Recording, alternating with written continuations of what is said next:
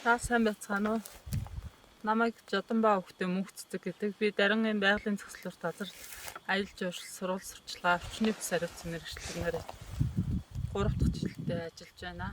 За миний хувьд тусгай хамгаалалттай газар бидний бахархал хуралдаад оролцсноор бусад Монгол оронд байгаа одоо хамгаалтын захиргаатынхаа мэргэжилтэн байгаль хамгаалагчтай танилцаж харилцаа олгоогоо нэмэгдүүл сайжруулах, тэдгээс туршлах, судлах, хуралдаад оролцсон мэдээлэлээ бусдад хуваалцах зорилгоор оролцож байна.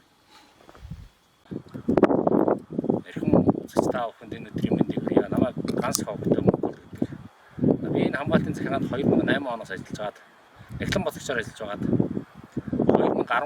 2023 оноос байгаль хамгаалагчаар ажилласан.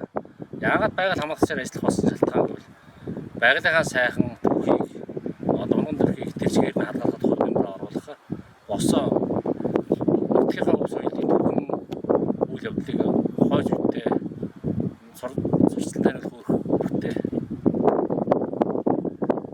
байгаль хамгаалагч гэсэн болсон. Байгаль хамгаалагч бидний хийж байгаа ажил бол айгүй буянтай ажил гэж бид боддог. 30 он гэхэд манай хамгаалтын захиргаа бид бүхний ажлын үр дүн, сурвалж сурчлага, нөлөөллийн ажил, хамгаалтын ажлын үр дүнд мэдгийн ард иргэд хүүхэд багчууд маань экологийн боловсролыг нэлээдгүй сайн эзэмшсэн. Хамгааллын үр дүнд нуур ус гол байгаль маань сэргсэн тийм болсон байх гэж бодож байна. Мөн нутгийн иргэдийг түшгэлсэн аялал жуулчлалыг нэлээдгүй хөгжүүлнэ гэж бодож байгаа. Тэр одоо энэ байж байгаа.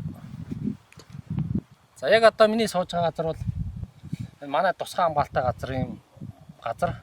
Тэгээ 1945 онд Оросын алдар жанжин Плевигийн 2 удаагийн бадар Плевигийн командлсан механик тусан корпус өнгөрөхтэй чулуун дэвс ирээд ингээд нийсээр машин гарахгүй, машин механик танк гарахгүй чулуун дэвсгэр ингээд засаж гаргаж ирсэн зам байна.